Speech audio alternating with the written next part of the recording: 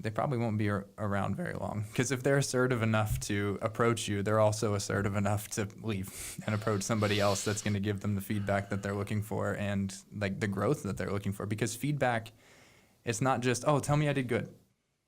Like tell me when I'm doing great. It's like, I'm actually not sure how I'm doing, and I want to grow. Like feedback is growth, and so, I mean, I've probably said it 100 times in this podcast, so hopefully it hits home. But I think feedback is the biggest thing, and being available to give it. Yeah, and I think it works both ways the same way because we're not giving business owners. We're probably not giving enough feedback. We're probably not meeting with people often enough. How often do you do your reviews? How often do you give a review without an increase? And then you've got someone who's, we talked about the average job today. It used to be 10 to 12 years, and now it's 3 to 4 years. People stay, and that's a problem. I don't think people actually want that. I think people actually want to find a place they can sink their teeth into and establish some roots. But they don't take the time to meet with the owner or the boss or the manager or the operations manager or anyone. They don't take the time and say, hey, if things were a little bit different, I don't want to leave. I want to stay. Mm-hmm. But they don't. The easy way out is just bail, thinking that grass is greener across the street, and it's not long. You're gonna see that grass has a lot of weeds in it, probably more weeds than what you left. Because lack of communication.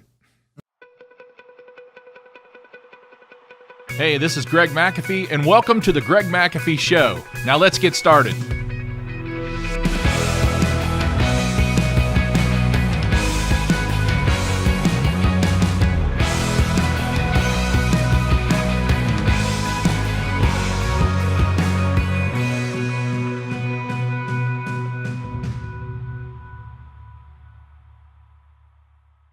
Hi, this is Greg McAfee, and welcome to the Greg McAfee Show. As always, if you guys have not subscribed to the YouTube or pod channel, feel free to do so right now.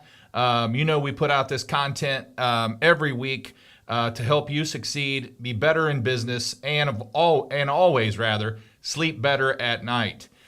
So if you would, click on those notifications right there, and every Tuesday when we put these out, you'll be one of the first to receive it. So today I am honored to have my son, Travis McAfee, with us. And we've been talking about doing one of these, and I'm just glad we got together. And we're going to talk to Travis a little bit about what he's doing right now, and also how he worked growing up in the company at McAfee Heating and Air. And just kind of the stuff we did together and stuff like that. So we're going to get this kicked off. And we're also, the most important thing here, not only do I get the honor of interviewing my son, but we get to learn more about Generation Y and a little bit more about Generation Z, how to motivate them, how to employ them, and how to be more successful with them. So that's some of the takeaways you're going to have from this show. So, welcome, Travis. Thanks for having me. Good to be here. Yeah, I'm glad you're here. So, let's tell the audience a little bit about your history. You're 26 years old, and we're going to talk a lot about you today. But we're also going to learn a lot about basically millennials and how to hire and motivate them. But let's talk a little bit about your history. How old were you when you started working at McAfee Heating and Air? Well, I think it really started when we built our new building just next door here in 1998. Moved out of the garage, moved into the building for the first time. Little things just needed done. So while you were doing some of the bigger things, you just said, hey, I need you to go empty trash cans. And I don't remember if you paid me or not, but that was my first job at McAfee. Then it kind of bumped up to sweeping out the warehouse. Eventually helping some of the guys wash trucks, little things like that. And then I got put in a truck for the first time with one of our service techs who's pretty much been with us for just about since the inception of the company. Chris, I rode with him running a few service calls, carrying his toolbox and whatnot, about 9 years old. So yeah. Mm-hmm. And you did, I know you did service, you helped Chris with service, and then eventually you started helping out with some air duct cleaning. Mm-hmm. and we got into carpet cleaning for a few years. And the only reason we got out of carpet cleaning, it was very successful, but we had to either lower our prices to compete with some of the big companies, or just maintain that higher price and gradually grow. And after discussing it with our board of advisors, we just decided to sell the carpet cleaning business and stay more focused on what we do. And that's a whole nother class, guys. So anyway, you started with, you actually got into carpet cleaning. Yeah. We had a gentleman here that pretty much ran our carpet cleaning division. Great guy. But yeah, just riding in the van with him. I think carpet cleaning was probably my favorite thing to do because I was able to be the most involved.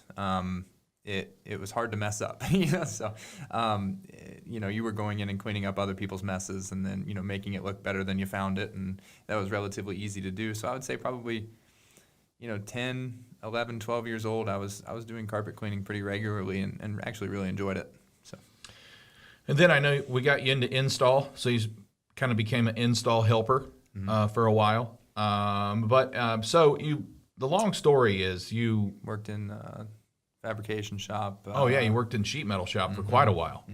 Off and on. Among other things.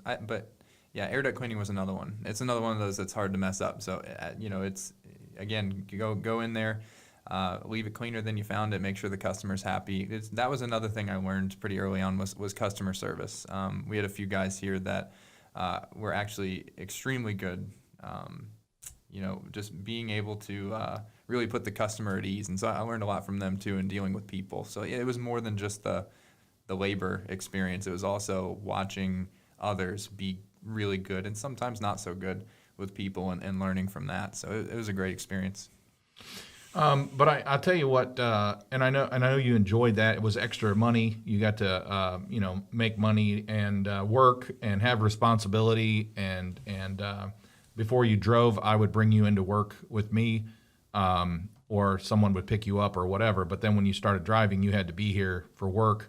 But I remember, as time went on, you were also during the summer, possibly during your college years, and we're going to talk about what you've done in college, but I think we made you a driver, and you took that to heart. I mean, you were like, because everybody was like, deliveries were so much more efficient and all that kind of stuff. And then when you went back to school, you actually said you wanted to help hire the next driver. Do you remember that? Yeah. Thanks for letting me do that. It didn't work out, just for the record. It was a good experience, trying to interview someone, because like before I started doing that job, it was more or less just like a guy driving in a truck. There was no like planning out the day. There was no, it makes like I have to be, in these 3 different parts of town today. This guy works a little bit faster than this guy, but he's farther, like and he's farther away. So you kind of have to think about who is doing the job, where the job is, what supply houses you have to go to that day, what equipment is needed. And so you basically create your route first thing in the morning, and that was really never done before. So I think it's probably running smoother now even than when I started, but I think I will take credit for kind of kickstarting some of that. Well, you gave a logistics course. I remember, because you had you put it up on the big screen, and you had the applicants they had to figure out how to get from point A to point B the fastest. Yeah, I gave them a little quiz. Yeah, and it was like I said, great experience. Ended up not working out, but you win some, you lose some. But yeah, the interview itself was pretty cool. I put them through a little test, and I basically gave them a map of Dayton, Ohio, and basically tasks throughout the day, and basically put like stars up on I did it on my computer and projected it to the screen, and I just had stars like, okay, you got a job here, here, here, and here. Everything I talked about. Here's where your supply houses are. Oh wait, there's this one supply house we never go to, but none of the other ones have the part that we need. So you got to go like a little bit extra out of your way. How you gonna map out your day and still make sure everyone has their metal and parts that they need to get the job done on time? And it was pretty cool. I think it kind of threw the applicants off guard a little bit, but I both of them did well for the most part. So it's but just getting people to think You're not just getting in a truck and driving, and also getting the other members of the team, the installers, to realize like, oh, well, this isn't just a guy that gets to sit in a truck all day and drive and listen to music. Like there's if my day is going smoothly, so is theirs. And that's important. Right.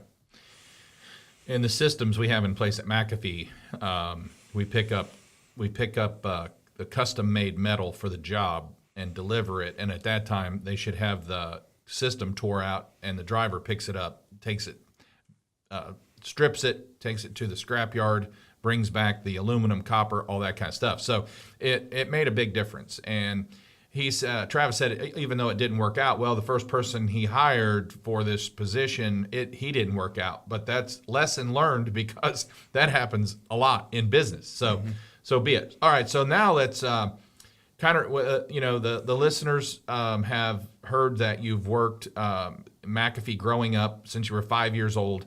Thought you were going to work here, and take over the business someday. And then at ninth grade, what happened? I was really inspired by some football coaches that I had who were also teachers, and just kind of at that point knew that I wanted to be a teacher, coach, mentor in some capacity, and at that time I thought it was to be a classroom teacher and to be a football coach, and so I just decided I'm gonna pursue that route and see what happens, and still on that path, still on that journey.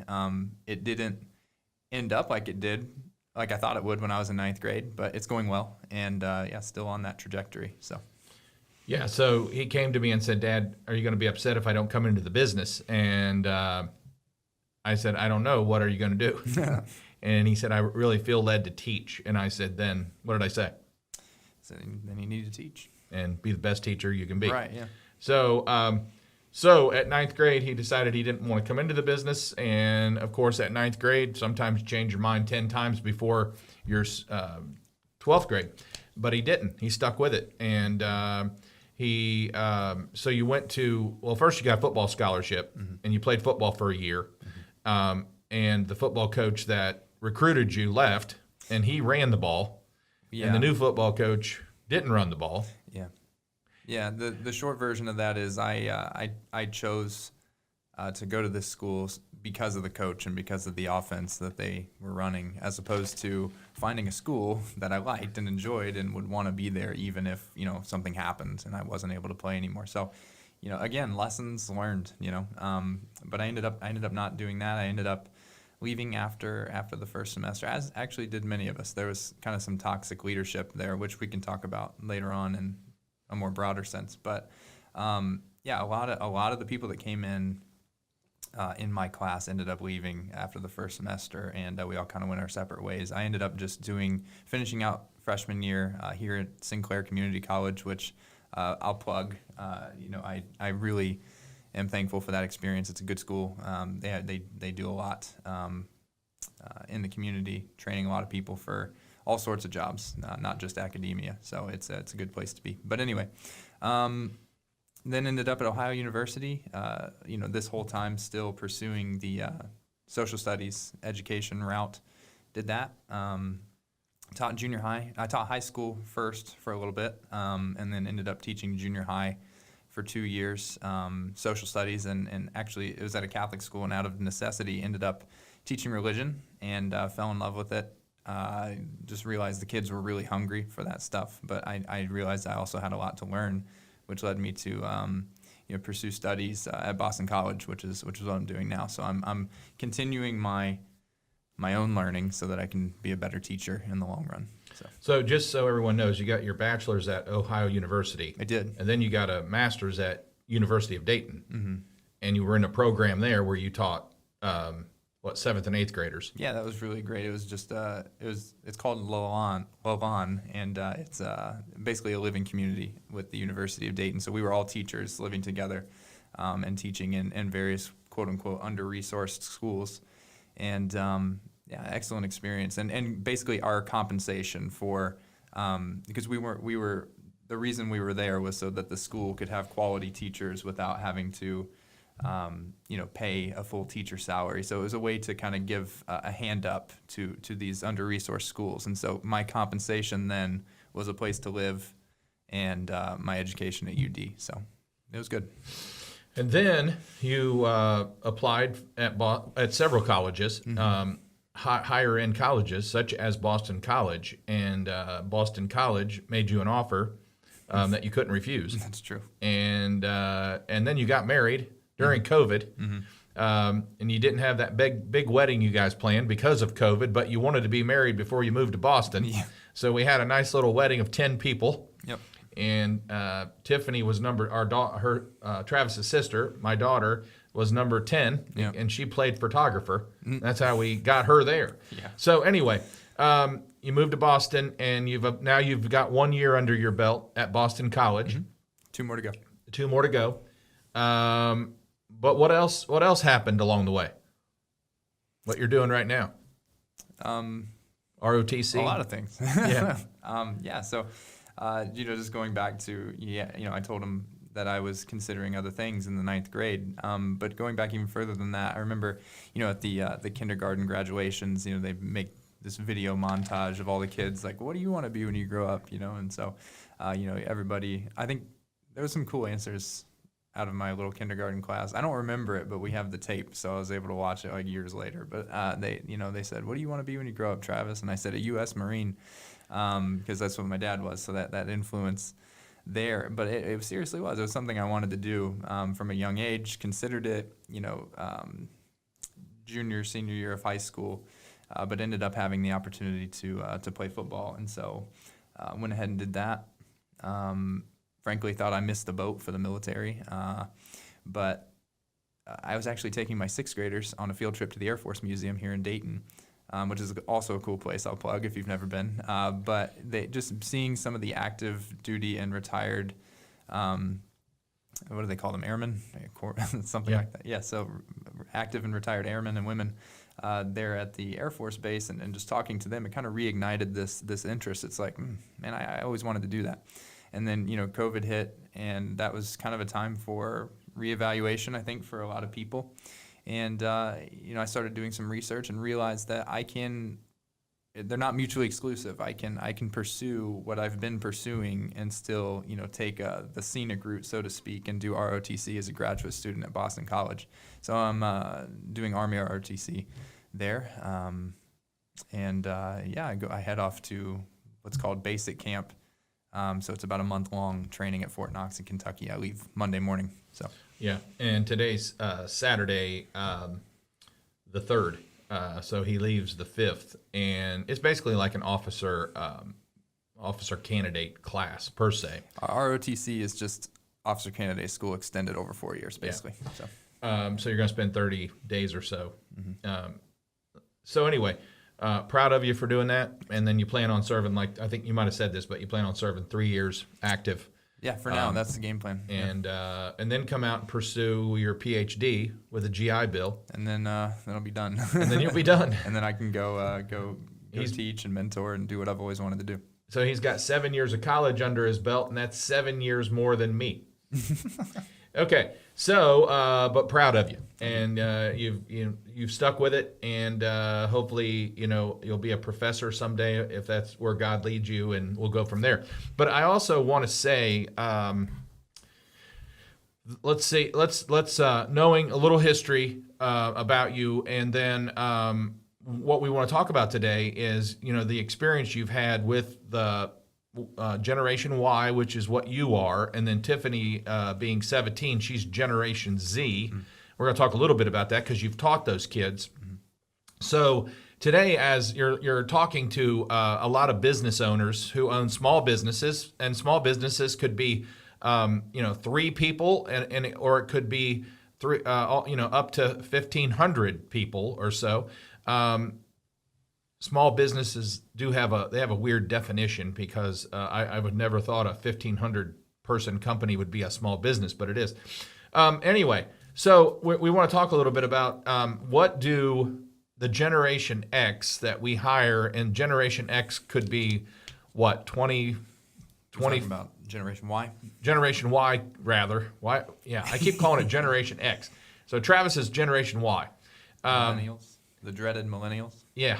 And so we're talking about those, and at 26 years of age, let's talk about, first of all, hiring them.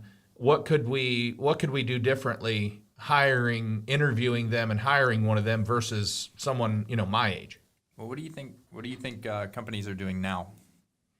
Like, what do you think the current practice is? Like, what's your hiring practice, generally speaking, and why do you think it needs to be adapted? First off, and then I'll answer your question. Well, I mean, for the most part, people put an ad out somewhere, whether it's on Indeed or whether it's in a newspaper or whether it's online or whether it's on Facebook or whatever, social media, and we're trying to attract someone who is either right out of trade school or experienced, or in some cases today we train, if they're mechanically inclined, we will train them and send them to school. So, I guess we just need to know what could we do better to attract a Generation Y person to a trade? Because that's what we all know, that they would rather go to college, or they are pushed into college. A lot of times they don't choose. It's demanded you go to college for 4 years. Mm-hmm. So how do we get more Generation Y millennials into the trade, you think? Yeah. So I think that's a good thing to mention, is that a lot of people at least think or have been pushed that they need to go to college. And I know it may sound a little funny that we just sat here talking about all the college that I've done and am doing and will do in order to pursue my goals. But that's not for everybody. And frankly, if it wasn't necessary, I wouldn't be doing it. But it is necessary for what I want to do in the long run, and so I'm doing it. Mm-hmm. But it isn't for everyone. And someone asked me the other day, are you going to, are you going to make your kids go to college? And I said, absolutely not. There's a lot of other options. It really just depends on what they want to do. It depends on their personality, their maturity. Some people may need to go to college, but frankly, they need to take a gap year and go live on their own, and do something. Actually have to pay some bills for a little bit, and then go to college and reevaluate, and then have a better sense of what you're trying to do, a better sense of purpose. I think that's the big thing. So, my main answer to your question is, how do you attract people? Show them that what they're doing is purposeful. Show them that what they're doing, that your industry, not just your industry, but even your place of business, is contributing to the greater good of your community. Because everybody's kind of, I don't want to say everybody, but many of us are kind of striving for this purpose. We don't exactly know what it is yet. And we could talk all day about why that is. What is this plague of purposelessness that's hitting the world? But nonetheless, it exists, and everybody they truly desire to make a difference. They were told as a kid, like, you can do whatever you want, you can make a difference, you can do this, that, and the other, and so they actually internalize that. I think most of us did, and genuinely desire to have purpose and to make a difference. And so, how can you and I were talking about this a little bit earlier, but is anyone going to notice if they're not at work that day? Is anyone is it going to affect the company negatively if they're gone? Is it going to affect the company positively when they're there? Like, they want to know that they're a part of something. They're not just showing it. It's not about, money's important, but it's not about the paycheck as much as it is, am I doing something today that's making my life and or somebody else's life better? Whatever that job is, whatever that industry is. And I know we're painting, we're talking about a whole generation here, so we're painting with a broad brush, but nonetheless, I think everybody's just striving for purpose. And how can you make your company, your industry attractive and purpose filled, for these younger kids that just want to do good in the world, Yes. So, if I coach a lot of different companies, and a lot of people do things differently, and I always say, whatever drives you, that's what you should continue to do within your company. So, in other words, community effort, community support, whatever drives you, that's what you should lead on. And for us, it was always children. It was always indoor air quality, breathing better, because that's what we do. We're in the indoor air quality business. So we help a lot of kids with asthma and COPD and allergies and all that kind of stuff. And we have for years. We started our own foundation in 2006. So, how do those types of things, getting involved in different charities and stuff, what does that do for Generation Y? Yeah, I mean, that's big. That definitely contributes to that, at least attempts to contribute to that greater purpose. Sorry, I was also kind of just thinking about a question I was going to ask. What is it about heating and air conditioning that contributes to the greater good? Because humans lived without air conditioning for a very long time, and I think a lot of people just look at the trade as, I don't know. I think a lot of people have this negative stereotype of just like trades. The plumber's crack, more or less. And so they're like, well, I want to do something that stimulates me intellectually, that stimulates me physically, that allows me to contribute to my community, like you talked about. Like, why in the world is heating and air or plumbing so important to the community? I think, my generation, since we're talking about them, we've pretty much grown up with a lot of these things that we take for granted, whereas when they were first invented, it's like, wow, like this is actually making people's lives a lot easier, and we're able to populate more, we're able to expand more, we're able to grow as a human race. And so like it is objectively good, but I think that's been miscommunicated down the line, and now it's just considered, well, that's what you do if nothing else works out, and that couldn't be further from the case. Exactly. So what Travis is saying is the kids that go into trades, the stereotype is I'll go into trades if nothing else works out. Yeah, and it shouldn't. And it shouldn't be that way at all. Yeah. What we need to do better as business owners is promote and toward that age group of just how high tech we are, and all this smart stuff we have, and all this stuff that helps people live better, live easier. Yeah. And so definitely it helps having working and helping the community and doing charity events and all the kind of stuff we do. But that really won't keep someone here as much as letting them know they have a purpose. Yeah, absolutely. I think, a lot of, during COVID, I noticed advertising more probably than I had in a long time. And the city, one that particularly stands out to me is like the city of Baltimore. Like they had all these advertisements like trying to get people to move there, right? Like it doesn't exactly have an amazing reputation, and economically speaking, it's not exactly thriving. But they're trying to show it in the best light possible and attract young people to move there for various reasons. And there was also in particular like ads to join the police, and I find that extremely interesting. I mean, that you want to talk about an uphill battle trying to get people to be a part of something. The police, they've probably got it worse than anybody right now. So I mean, and it got my attention. Just they made it look attractive. They made it look as though like, hey, like people say we have problems in the police industry. Well, wake up, look in the mirror. Are you the type of person, like, do you think you could do it better? Well, here's a challenge. Come to Baltimore, join our police department. Like, just like little things like that. So like pose a challenge, provide a problem, a solution, a purpose, and so like, how can you use that same philosophy in the trades? How can you get on YouTube, make some ads and say, hey, look at all your friends with $120,000 of student debt. Do you want that? Look at your older brother. Look at your older sister. They went to college. How's that working out for them? Right. Nothing wrong with college. I'm obviously pro that too. But if you just go with no purpose, you're going to end up in a lot of debt and you're going to be miserable. And so, how do you advertise and how do you present that to young people and say, hey, this isn't just an alternative. It's a really good route to go. It's not a backup plan. It could be plan A if you want it to be, and you could do really well. And so, yeah. Right.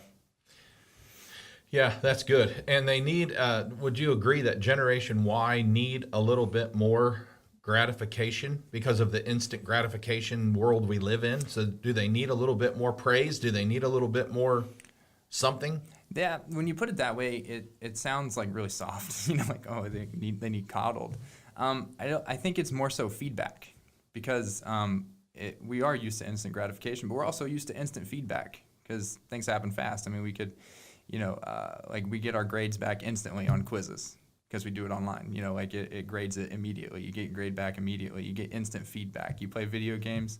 There's no, like, some games don't even have loading screens anymore. You don't have to wait. You get instant feedback. And, so I think if we put it in that light, because if you say, well, they need, the way you said it, and I'm not criticizing, but like the way you said it. Well, that's the way we say it as business owners. So we need to know this.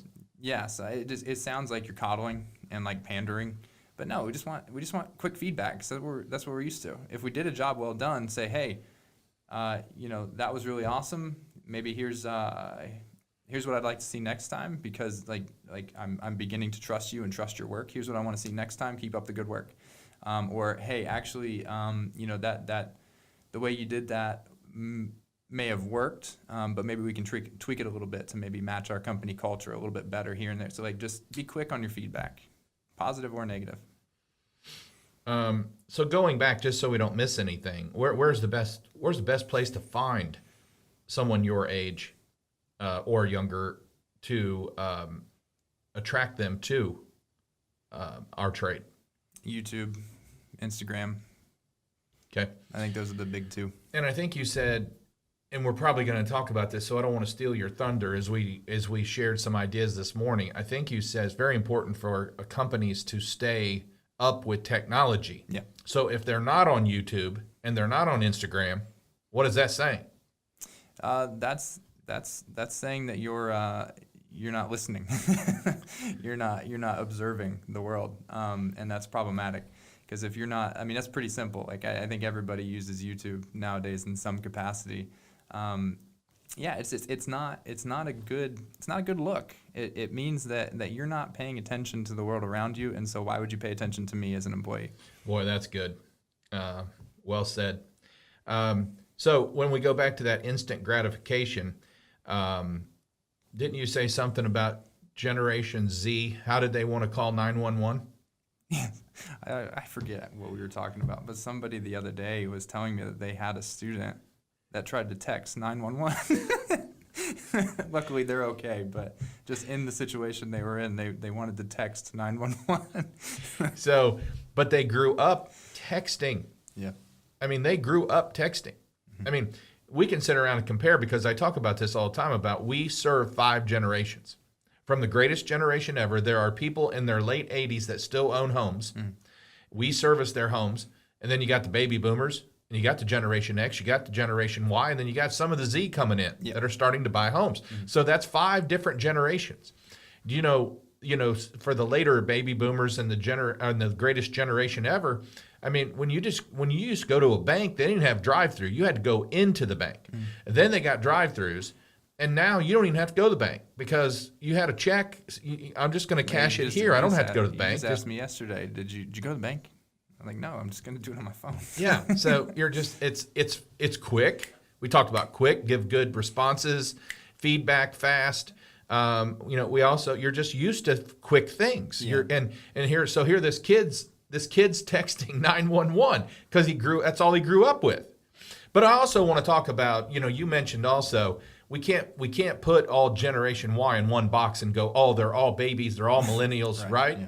And it has a lot to do with how you were raised. It does, yeah. And I mean, some of your friends, first of all, even at a young age, some of your friends were getting, when the iPhone first came out, or when the fancier phones, what were they called? The BlackBerry phones came out and all that stuff. Some of your friends had those. What did you have? I had a virtually indestructible like Motorola yellow and black flip phone. Construction phone. Yeah, with like numbers like this big. And the only reason we got you that was for emergencies. Yeah, it only actually it was Nextel. You remember the Nextel? You could walkie-talkie like anywhere. That was cool. So it was mostly used as my walkie-talkie for mom and dad, and that was about it. Yeah. So when you go to camps and stuff, we would, if you needed us, you could text us. But a lot of your friends had the fancier stuff. They were given the fancier stuff. When you started in high school, how did you get a car?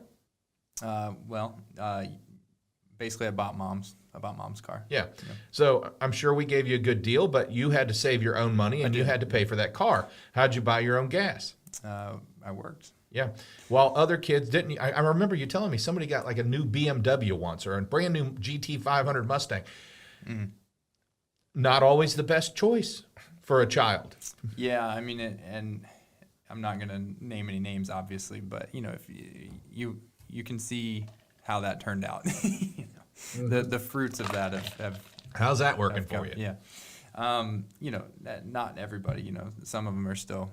They ended up being pretty good people, but other ones, it just got a little reckless. What do you expect? If you gave, you guys sold me a Chevy Impala with a V6. If you would have gave me a new Mustang, I probably would have gotten in some trouble too. Exactly. So, So boundaries are good. Yeah, and so far from perfect parents, but it was very important for us to give you responsibility.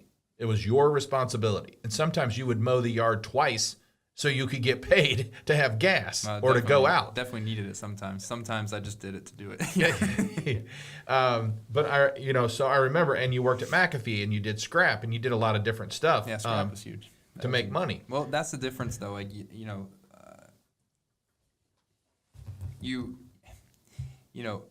it's all providing, but instead of just providing me things, you provided me opportunity, and you gave me the autonomy. Like, I mean, I admit, you gave me the autonomy to make the money and save the money. Sometimes I didn't save the money. Sometimes I made really poor economical decisions, and I learned from those. And I've since gotten much better at handling, saving, and investing money. Whereas in the beginning, it was just, you gave me the opportunity to work, but I was like, I worked for this. I'm going to blow it, and that didn't work out, and you learn. But, Right. You always gave me the opportunity to, to work and understand the value of a dollar, and, it just got better over time, matured and, learned how to handle the money and appreciate the money a little more. Good. And that's how you learn. If I would have given you everything and not let you fail, you would have never learned what you've learned so far. Right. Okay, so I want to clarify one thing before we move too far forward. When we were talking about the instant feedback, that doesn't mean constant feedback. There's a big difference. So you don't want to be nobody likes a helicopter parent, nobody likes a helicopter boss. But when feedback is needed, discern that, you be prudent about, how often you're giving feedback, but don't be afraid to give it. Be eager to give it and give it quick. Yeah. that's good. Yeah. That's good to know. Yeah. All right, so let's move on. One more subject here, and then we'll two more. We're going to talk about a little bit about Generation Z, what you know about that, and then we're going to talk about a little bit about your experience of leadership, being led by bosses or coaches. And then we'll wrap it up here. So the Generation Z, you taught some sixth, seventh, and eighth graders. So, and you have a sister who's 17. Knowing a little bit about them, what would you say about them? Maybe positive, negative. The positive, what's interesting is that actually this, from what I understand, this generation is since we've been studying the progression of generations, this is the first generation to be more traditional and conservative than their parents' generation, which is really interesting. It doesn't take a genius to figure that out. I mean, if you look at who's having kids, it's the more traditional families right now. And so, as a result of that, this upcoming generation is having some good roots and some, positive morality and values, even American values, which, contrary to popular belief, still exist, And so I say all of that to say that, there's a lot of good things to be said, a lot of things to look forward to with this generation. However, from the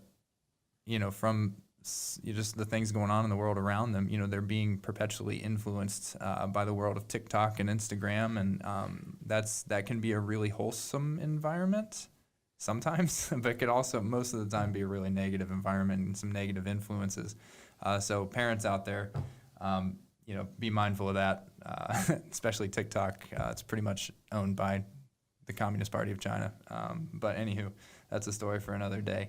But yeah, they're being bombarded by some negative influences, but they're all looking for positive role models. So how can you, as a team, you as a leader at the top, how can you be, it's basically like let it be trickled down. You have to be an extremely important leader, and that, like, I'll use McAfee for example. That has to trickle down to your leadership team, and then that trickles down to lower level managers, and then that the guys in the trucks or the guys and gals sitting at the desk in the customer service room. It all trickles down. It all starts at the top, and so but everybody's looking for a role model. Everyone's looking for someone. I think this goes for both Y and Z generations. We're looking for people that are wise. We're looking for people that are, exemplify virtue, not just in the workplace, but in their personal life. And, how do you create an environment? How do you create a company culture that promotes virtue? Because if you do that, everybody wins. There's no downside to promoting virtue in your workplace. And so I don't know if I answered your question or not, but, they definitely are looking for attention, and they're yearning for positive influence because they get influence all the time, and they're yearning for something wholesome. I truly do believe that. And so how do you bring that? I feel I don't want to put too much on people's shoulders, because individuals have choices and they're going to make decisions, and it's not on you as a leader necessarily. But do the best you can to be the best and most virtuous leader that you can be. And that will trickle down. And that's what people are looking for. They want to wake up and go to work at a place that's going to make them a better person. Kind of like what we were talking about earlier. It all comes back to purpose. It's you don't want people that are coming in to clock in and clock out.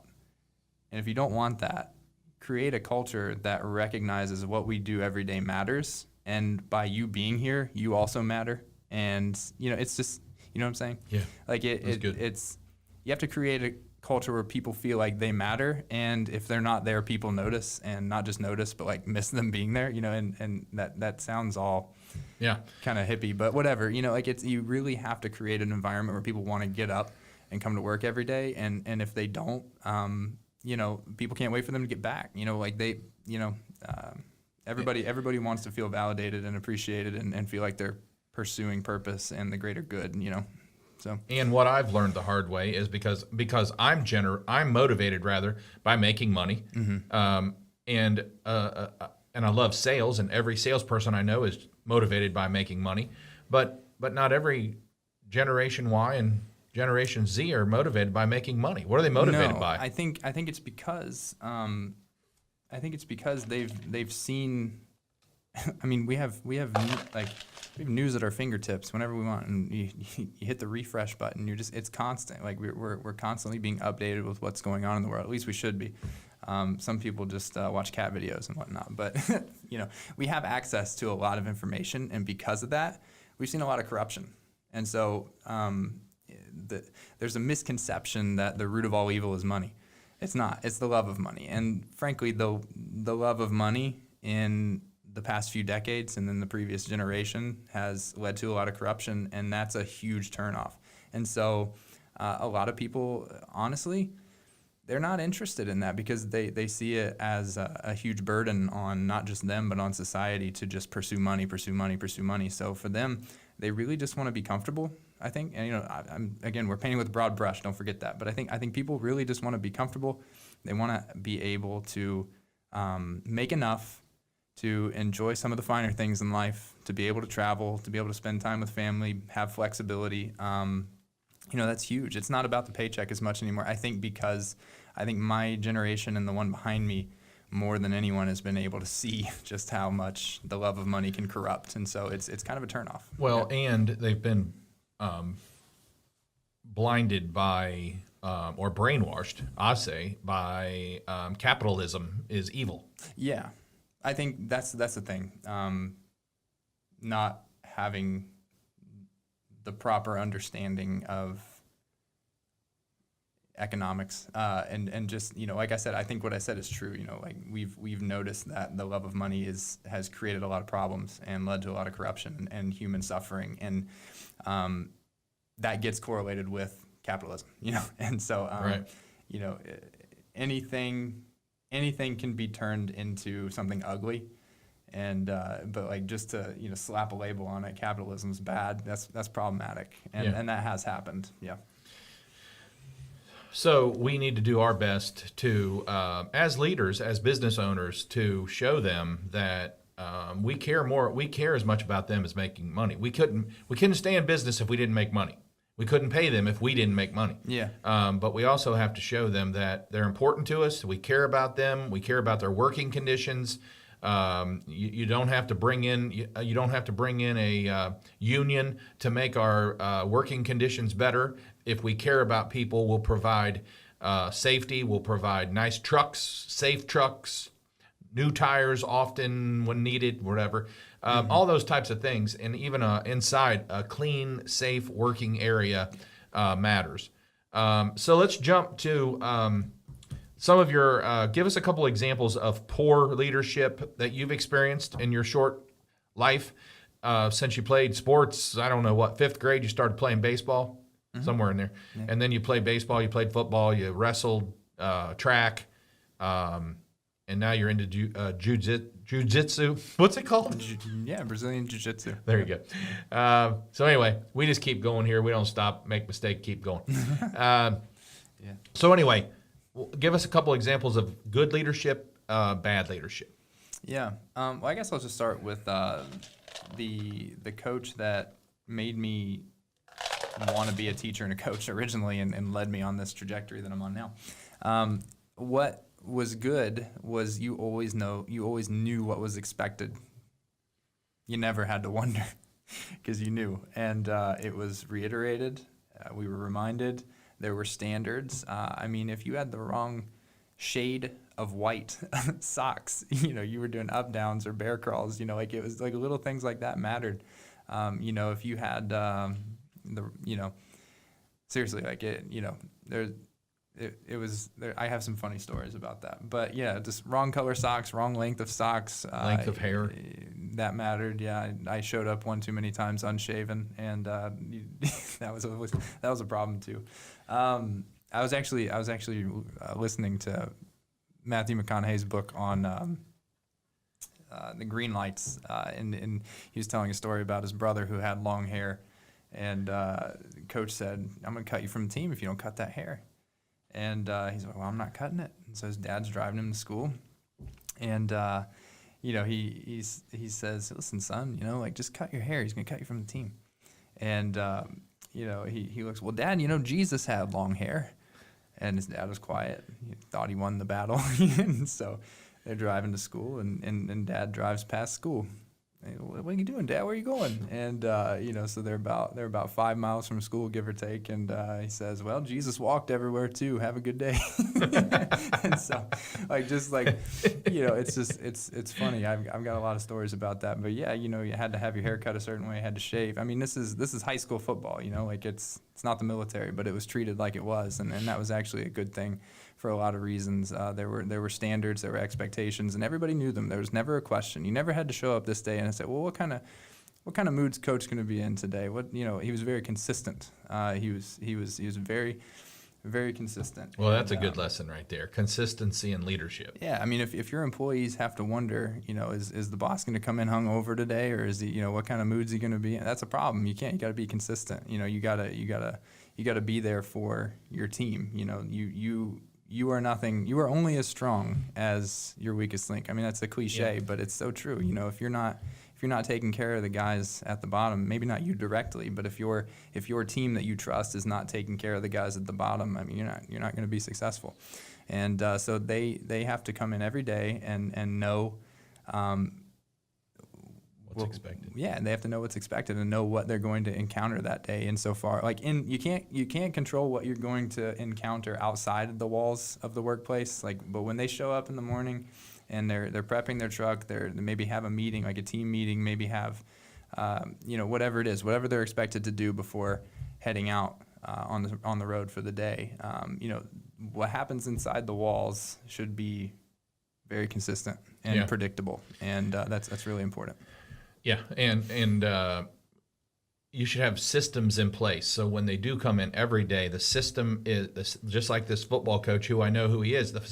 You knew the system and you adapted to it and you got used to it until you liked the system. Yeah, nobody liked it at first. Right. Nobody, but we all came to appreciate it. And it also, as an employee, it helps if you'll be consistent. If you're an employee and you're listening to this, you come in every day consistent, because we have some who come in every day and we never know what mood they're going to be in. Yeah, it's a two-way street. It's a two-way street. Yeah. We try to have systems so where you come through this door, you know exactly what's expected of you, and there's no surprises, because I don't like surprises. And so we do try for that, and that's very important though, because I've worked for companies there wasn't consistency. Yeah. The owner of this company would get here one day at 7:50 and the next day at 8:10. We might get to the job by 9 if we were lucky. It could be 9:15, but consistency matters, so that's good stuff. What else you got? Well, I guess I could talk about that for a long time. But I think consistent. We hit the nail on the head there. I think, but on the flip side, maybe some not so great leadership experiences. I've got two that come to mind, and they were very similar experiences. So I'll just mesh them into one. Okay. But if someone comes to you and says, "Hey, can I have a meeting real quick? Here's where I'm at. Here's the situation I'm having. I want to do this to the best of my ability. I'm really concerned with my performance here. I'm concerned that I want to make you guys look good. Help me make you look good. Give me some feedback here. And they literally said, "Well, I think you're doing fine." And it's like, well, if I thought I was doing fine, I wouldn't be here. Right. And so I really need you to, stop. Like, I'll leave. I'll let you think about it for 20 minutes. I'll go run another errand real quick, come back, but I really am looking for some feedback here. And well, it's that quick feedback again. if you're not interested in giving feedback, you should probably just be a one-man shop. Well, that's good. True. So, Especially in today's world. Yeah. Seriously. I mean, if you're not interested in, because it's mentorship, it's growth. Like you're not, eventually. I hope your goal, if you're in a trade and you're a business owner, I hope your goal is to be able to be not hands off, but when did you first get out of a van? How many years in? Yeah. Well, I took off different hats at a time, but probably by the third year, I was out of a service truck. Yeah. And so eventually your goal should be able to step away from things and become more of the overseer and the mentor and the leader. And be employed from the neck up. Yeah. And quit touching things. Exactly. And so like you train and eventually you trust people to be able to do that for you. And so like your goal shouldn't be to be, your employees shouldn't have to worry about you being too busy to talk to, your employees shouldn't have to worry about you being stressed out on a call. You really need to get to a point where even if you're not always radical availability is a term that I really like. But what is it? Radical availability. You don't have to go overboard with that. Just because someone knocks on your door doesn't mean you have to see them every single time, but just being open and saying, "Hey, actually right now is not a great time, but what's first thing tomorrow morning look like? I'll tell you what, take a longer lunch break tomorrow. I'll meet you out in the field somewhere," whatever it is. Right. Like just radical availability and being able to, maybe that's not a super low level guy. Maybe one of your managers or something would ask you to have lunch or something, whatever the case may be, depending on your work culture. But like being able to be available is incredibly important. Nobody wants to go to it's hard to go to your boss, right? Like there's dynamics there that aren't always comfortable, even if you like your boss. And so to be able to knock on the door and say, "Hey, like I'm really concerned about this. I'm concerned, maybe I'm falling behind a little bit. How can I get caught up?" Being able to, man up more or less and have that conversation with your boss. Like you can't blow that person off. Right. They're not going to be, they probably won't be around very long. Because if they're assertive enough to approach you, they're also assertive enough to leave and approach somebody else that's going to give them the feedback that they're looking for and like the growth that they're looking for. Because feedback, it's not just, oh, tell me I did good. Like tell me when I'm doing great. It's like, I'm actually not sure how I'm doing. And I want to grow. Like feedback is growth. And so, I mean, I've probably said it 100 times in this podcast. So hopefully it hits home. But I think feedback is the biggest thing, and being available to give it. Yeah, and I think it works both ways the same way because we're not giving business owners. We're probably not giving enough feedback. We're probably not meeting with people often enough. How often do you do your reviews? How often do you give a review without an increase? And then you've got someone we talked about the average job today. It used to be 10 to 12 years, and now it's 3 to 4 years. People stay, and that's a problem. I don't think people actually want that. I think people actually want to find a place they can sink their teeth into and establish some roots. But they don't take the time to meet with the owner or the boss or the manager or the operations manager or anyone. They don't take the time and say, hey, if things were a little bit different, I don't want to leave. I want to stay. But they don't. The easy way out is just bail, thinking that grass is greener across the street, and it's not long. You're gonna see that grass has a lot of weeds in it, probably more weeds than what you left, because lack of communication. Yeah, I think you're right there. The lack of communication in that context basically means you think you're providing avenues for them to approach you, but you might not be. So you really need to evaluate that. And everything here is a two-way street. It's not just on the employer. It's not just on the managers. It's also on the employees. But there's a reason managers get paid more than just we have to do our part to get them to talk, avenues, communicate, find out what we can do better. A lot of times we're willing to do better. We're willing to learn more about them. We're willing to make changes. They just don't let us know, and they just bail. And you find out, every excuse in the world as to why they left, but it's really never the right one. It's never the true one. We've talked about the importance of taking the high road, though. Yes. And trying to leave on. You don't want to burn bridges, That's right. But it happens. I think that's it, though. Is it's everything's a two-way street, but managers and people in leadership positions in general have a greater responsibility, like probably twofold at least, of a responsibility to make those avenues available. And if people don't take advantage of them, you can't force people to take advantage of things, but you can control what you do. And if you're not making the avenues, and if you're not providing availability, if you're not really being conscientious of, it's like training a dog. Like you don't give a dog a treat an hour after he sat. You gotta if you want to reinforce that positive behavior, you have to do it immediately so that they know, oh, this feedback I'm getting was because I absolutely crushed it today on this install, or because I sold a really difficult job that frankly the odds were stacked against me. So be quick. Don't congratulate them when the money comes in necessarily. Like weeks later when you get paid. Do it like when it happens. It's extremely motivating. So that's I think being quick. Well, that's more of instant gratification. If you get praised instantly when it happens instead of next week or tomorrow. Right. All right. Wrapping it up here. What else would you like to say? What advice or comments would you like to make before we wrap it up? I think we covered a lot, and we harped on 2 or 3 really good things over and over, and so hopefully that sinks in. Hopefully that hits home and it can be implemented. Thanks for having me on.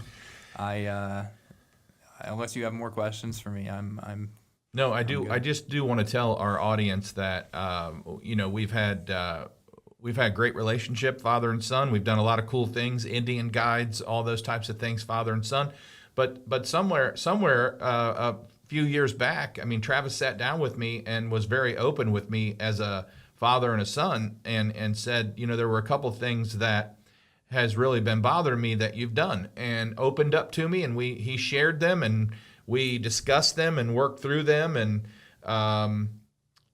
it was probably the best thing he could have done. I thought about that. I wish I could have done that with my dad. I wish he would have been open to discuss them and learn from them instead of just thinking I was criticizing him. And we have a great relationship today, and not too many people have a podcast and get to interview their son. So this is great, a great time for me, and I hope it comes out good, and I hope there's some things to take away from this, because there is. And you've heard from someone who's 26 years old, who has worked since he was 5 years old, but also worked with a lot of people his age and got to hear things and got to experience a lot of different kinds of leadership that we can learn from. I've got some takeaways as well. But anyway, as always, we want to make you think different. We want to make you sleep better at night, and definitely hiring a younger crowd of people, training them properly, getting them in the trade, keeping them, making them stick in your company is definitely going to do that. So I hope this helps. And as always, have a great day, and we'll see you next time.